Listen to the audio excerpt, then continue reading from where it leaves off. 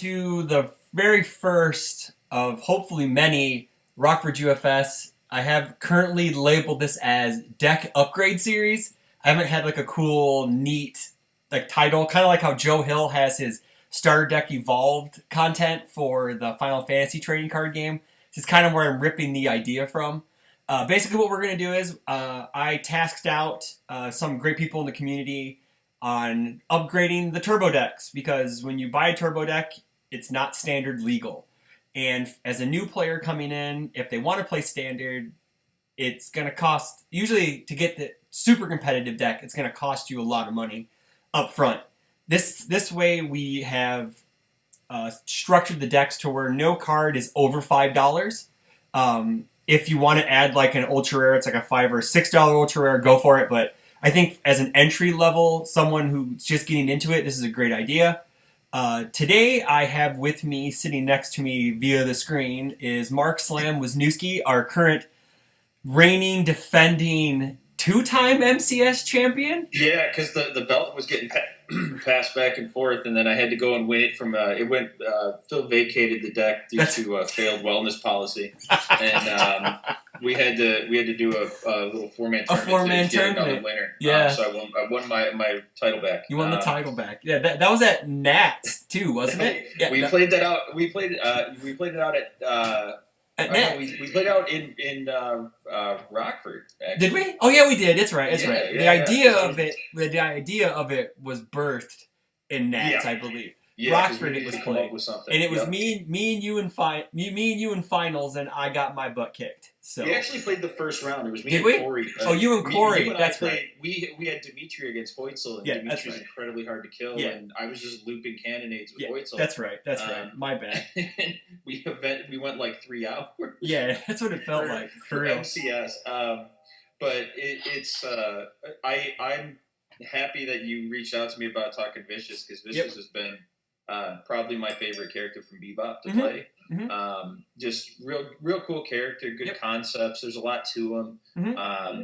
And you can play him a lot of different ways, and we're going to talk about one of the different ways to approach him today. Yep. All right, so I'm going to page over onto the Ultra page, and then I got you down here in the little bottom, so I got you in the middle of the whole page. So where do you want to start? You want to talk about Vicious a bit? Since this is kind of brand new, I'll just run through Vicious real quick. Go for it. Vicious is a 631, so you burn 2 life. Your opponent must flip one of their foundations. You can do that on either turn. Mm-hmm. And one thing you'll learn with this deck, too, is that it plays, if you were around for King of Fighters 13, this style of Vicious plays similar to like the 720 Iori, where it's life management and playing around desperation and cool desperation effects. Mm-hmm. And sometimes you'll just burn yourself just to burn yourself. Now, his other ability is lose 1 life. This attack gets +2 damage. If it's not blocked, draw a card. The key to this card is that it says if this attack is not blocked. So you can use it on your opponent's attack. So if you are like, I'm just going to get hit by this anyway, or you're playing for desperation, something to keep in mind is you can also not just pump your attacks, but your opponent's attacks to draw extra cards. Yep. So it's 2 ways on Vicious. He's really strong.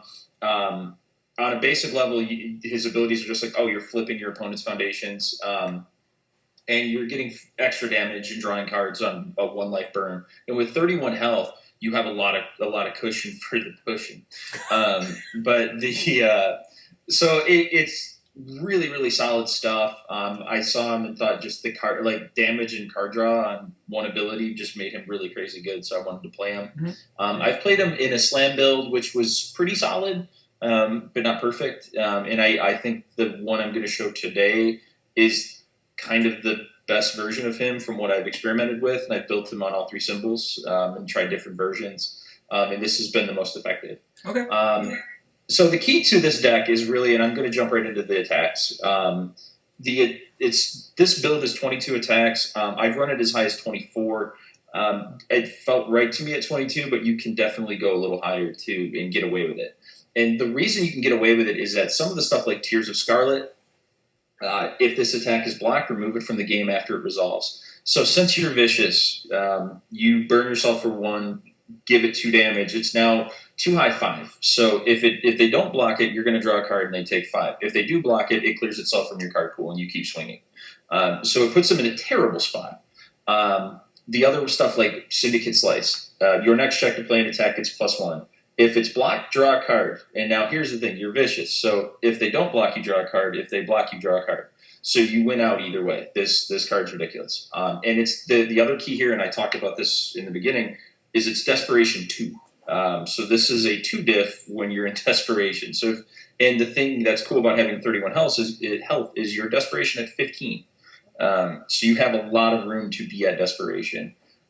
There's plenty of other stuff I do, and this deck is weird in that it does encourage attacking on turn 1. I highly recommend if you have, like, your priority is going to be lead with in the foundations, there's the card Season Guide. It's just a 2/5 card, doesn't count to progressive, so you just build that first and then just play your hand.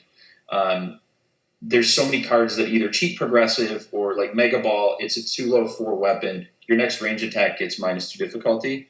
Then your 2 diff Metal Blades are also ranged. They're ranged weapons. So if you play a Mega Ball, or you play a Mega Ball, do a couple of builds, and then play a Metal Blade, you're playing that essentially out of progressive. So it's a very aggressive deck built to go on turn 1. And then when you get to turns 2 and 3, Cathedral Standoff is insane. It's vicious draw 2 cards. That there's no caveat. There's not, just be vicious and you draw 2 cards. And the other kicker is that with this deck, you want to keep momentum because there's effects, and we'll talk about it when we get into the foundations. There's effects on the foundations. And with this card, discard 2 momentum, your opponent loses 5 vitality. That just happens. They just lose. If you got 2 momentum, they just burn 5. And you don't have to land an attack or anything. They just burn 5. And it gives you momentum dumps. The other kicker to this deck is Steel Resurrection. Steel Resurrection was kind of the big engine of the Steel Wheels deck, where it's like Scorch Wheels and Steel Resurrection back in the day, where you play a bunch of weapons and Scorch Wheels, and Steel Resurrection and Scorch Wheel just all playing, out of aggressive. Check and 5 this and win. this is much of the same in here. Okay. The whole deck is weapons, so Steel Resurrection is always going to play on 5, and it's just 4 high 7 that can burn on blocks at the end of a string and draws extra cards. It's insanely ridiculous in this deck and does a lot of work for me. And that's kind of it on the attack front. You really want to, if you have like Tears of Scarlet, Metal Blade, Mega Ball, you want to throw those on 1 if you got them, just to get a poke. Getting that 1 momentum on turn 1 is really helpful. Getting them to a point where you don't have to draw as much heat on turn 2 is really helpful. So if you have a few foundations, your goal is build probably 3. If you can attack and build 3, you're good. If you have to build 5, do it. Just build 5. But and on turn 1, most of the time people aren't going to be blocking your stuff. If you think the only time people have blocked is when they realize that it's very effective for me to get that poke in, so they will actually block sometimes. But it's one of those where in most tournament environments, if they don't understand what you're throwing at them, they won't. They'll just be like, well, this guy's crazy. All right. And then just eat safe, eat 5. And the thing is that if they eat it as vicious, you've just drawn an extra card and now you're up a hand size on turn 1. That's assuming you're going second at least. Yes, assuming. But now going into the foundations, most of this deck can be assembled from you can get a lot of the key cards from buying vicious starters. Like if you have the starter decks, a lot of the stuff is included. The key for me too was knowing that if I'm going to play a really high attack count, I have to have a lot of spam. I am 19 traditional spams and then 4 season guides. So essentially like 23 spams. And the thing that's good about Cowboy Bebop is that the spams are really good and do things. They're not just spams to be spams. The one that I love that some people don't, I love arranging a deal. It's a 1/6 with a 2 mid block, Desperation E, flip, draw a card. And with this deck, it's built around just being in desperation and play for desperation and play around desperation. Can you imagine 7 hand size Iori with this card? Absolutely not. They're disgusting. And this character, by the way, does share 2 symbols with Iori. But it's just a super good card. It's free draw. It's really strong. Fei is another great one. E flip to give this attack -3 speed. It also helps. It's got a low block, so it helps with kind of my low block situation. As I think I am I've got Ultra pulled up. You got 9. 9 low blocks in here. So it's not perfect, and I understand this is in more aggressive decks, you sometimes don't care quite as much. I played Sasquatch at Nats last year with 4 low blocks in the deck. So sometimes you just go, okay, this is what the weakness is. But in this instance, it's not too bad. There's a couple of tricky ones in here. Failed Coup is an interesting one. And the thing is that this is an all deck, but there's enough evil cards that this is worth running 1 or 2 of. I have 2 in this list. I think my actual one with some ultras in there that we'll talk about later has this as a 1 of. But the effect on it to discard an evil card to ready the foundation is really strong. Because if you start getting rolling, you're going to have so many cards in your hand you won't know what to do with. And if, say, you have Caught by the Past, which is another good vicious card, it's a 0/5. This attack gets -1 damage. If this attack has life, it gets -2 as well, or -2 speed. Same with if you have an extra copy of Failed Coup or Eliminating the Van, Raging the Deal, any of these vicious cards all have evil on it. So they're just a way to re-ready a free foundation. And when you're trying to go deep in a string, that 1 foundation could be the difference between blowing someone out on turn 2 and dying. So that's a real thing. The one that I wanted to talk about a little bit too that's really important, because the biggest weakness of this deck is going to be either like hard breakers or stop. And stop is a really strong action that if they block, commits your character. And the key for me in this one, that's an action card. So having a couple of copies of Bebop Blues in the deck is really important. And this is why I was talking about it's also important to try and get that poke on turn 1. If you can get Bebop Blues out, it prevents you from being stopped. And that's kind of the key, is make sure they can't Bebop Blues. In this list, I have 2 in the main, and I would generally sideboard more of these depending on what's going on. And also, there's some situations where, say, maybe you're playing Spike or something like that, where the person's going to have a repeatability. The R remove effect on it after they play an ability on the same card for the 3rd time or greater, commit their character, is really helpful in like the Spike matchup and things like that, where you can take their character down. If he's coming at you, or you're coming at him and he's trying to slow you down. And the thing is because Spike has Spike's got all these like easy repeatabilities, so it's really strong, and he is kind of an anti-Spike in some of his abilities. The flip effect in the 7/24 Spike matchup, it can turn off his speed pump or speed hack by just him running out of foundations to flip. And that's in some testing with this deck. That was kind of why this deck worked against Spike, was just being able to flip. Now, the other stuff for this deck is that Breaker is really huge. It's why I put a few copies of Petrol Power in here. If you know they're playing big breakers, the most common is one straight out of Vicious's starter deck called Cormorant or something like Cormorant. that. Cormorant? Okay. Yeah. It's an asset that's a +1 mid-block with Breaker 2 on it. Now, if they hit your first attack with a big breaker, you can Petrol Power and build Petrol Power instead of playing another attack. It clears itself and you've just built. And even if you have to build it on a 5, it clears the breaker and now you can attack again. So if you know they're playing breaker, hold the Petrol Power. If they're not, save the Petrol Power. Just build, flip that. If they're playing breaker, save the Petrol Power, wait for the breaker. And if they're not, then just build it. Go for it.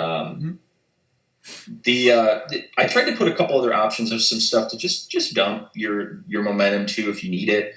Racing Rivals is another one. Discard momentum to ready the foundation. Has a discard effect too. So if it comes down to it, you face Ed 9 or something like that, and they dump your hand, you can still build off of it. We had talked about this this is a little peek behind the scenes, but the most expensive card in this deck is Artifice Avarice, which is an Indian's card. After you check this card, you may draw a card. Yep. It exists to derp into some draw. That's in because it's a small deck. It's 61 cards is built here. It's just more draw, and when you're playing long strings and playing a lot of stuff every turn, you kind of play most of your hand every turn. It's easy to just draw extra cards off of this and just stumbled into I drew Steel Resurrection. Now it's that kind of stuff. And the way that the deck paces is that if you just derp into an extra Syndicate Slice or an extra Metal Blade, that's the difference between winning and losing. Yep. The 2 cards that I really want, they're kind of lumped together in a way, but it's not totally. Eliminating the Van and Curse Fate. This deck does draw a ton of cards, like to the point where you're going to have, at times, especially if you get rolling a little bit, more cards in your hand than you know what to do with.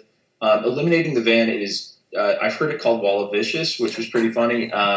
It's awesome. Vicious E flip, gain 3 vitality. Also, E discard a card. This attack gets +2 or -2 damage. This, in tune with Vicious's ability, can absolutely wipe them out. Like, it's now 7 damage Metal Blades. But defensively, also, if you're, and this is where playing around the desperation and knowing your life management here is really important. If you know, okay, -2 damage to an attack, gain 3, I'm going to take this much, and now I'm where I want my life to be for next turn. This card is just really good, but it's automatic 4x if you're playing Vicious. Always play 4 of this, without question. This and Fei Fei to me are like the two. Like if you're playing the symbols for like if you're Vicious and you're playing symbols with them, 4x them. Fei Fei and this are super good. And that's kind of the most important foundation, really, is eliminating the Van. Just from the idea of, okay, this is just way too good. It does too much for him. It's too much value. I want to touch on Samurai Roboto for a minute, too. Because Samurai Roboto, nice card, but like it's the key to this is that your goal here, it's not going to be like I'm going to set up the big 30 damage into votes. This is like I'm going to play more stuff than they can potentially block. And when they get to that spot where they can't block anymore, you just drop that on them. And this deck has some stuff with like Syndicate Slice, Mega Ball, leaving attacks at 6 damage. The idea is that if you can get things to odd numbers, it helps your half block math. So if you can make 6 become 7, do it. But making 6 become 8 doesn't matter. But if you can, unless it's going to kill them. Yeah. But in general, if you can make 6 become 7, do it. Don't make 6 become 8 unnecessarily. But you always play for half block math and things like that too, because that half block math can be the difference between winning and losing. So in this instance, that's pretty much free damage and speed just to get a little extra stank on my attacks. With this deck, this is literally I without a sideboard built, but there's literally like 4 cards different from the deck I had built as a potential Worlds deck. Okay, want to talk to you? Yeah, go ahead and talk about that a bit if you want. Yeah, because this whole deck, as you see right here, is really cheap. It's like basically Vicious starter with some commons and uncommons from other sets. The only Metal Blades are rare. That's like less than $1 a copy. Yeah, and I believe Bebop it is Blues a platinum common. So if you have platinum, it is a platinum common. And then Bebop Blues on RochesterCCG. I'll pull up that page. I believe it was $2. Yep, $2. I have it highlighted. That's about right. Here. Yeah, and I mean that's actually less than the Artifice Avarice, which is like a common or uncommon or something. Yeah, the thing about the Avarice too is that if you wanted to add a couple, like you can buy the Eligor starter that has a couple all weapons in it that you could add into this deck or change it around, and you could also put Armor Expert in, which gives you some defensive draw, which is something else you could do, but that's here nor there. There's plenty of options. Yeah, there's wiggle room and stuff on this list for sure. The hardest card, just as seen to probably get, is just Cathedral Standoff, because Cathedral Standoff is the 1x in the starter, which is kind of a bummer, but it's a big Vicious staple. Like that card is so important. You want to have 4 of it. I did not want to buy 4 of it, but then after seeing the Spike Unblockable and the Vicious one-of, you kind of... The Vicious and Spike one-ofs in those starters are really good. So if you're a newer player watching this, trying to get an idea of what should I invest in, the starters are great. I would buy 4 of them. Yeah. As much as it pains me to say that. But the other thing that's good about buying the starters, there's 2 ultra rares in every box. So you can sort of quickly build a Bebop collection just by buying 4 of those. And you've got all the cards you need to build a really crazy Vicious and a really good Spike deck. Yep. And the only other card as far as the ultra rare front, like my Worlds deck is 4 cards different from it. The 4 cards that I'm referring to are Throw It Down, which is a ultra rare from Blood Omen, from Red Horizon Blood Omen. And it gives an attack. It doesn't count to progressive, first of all. It's a 2-diff action.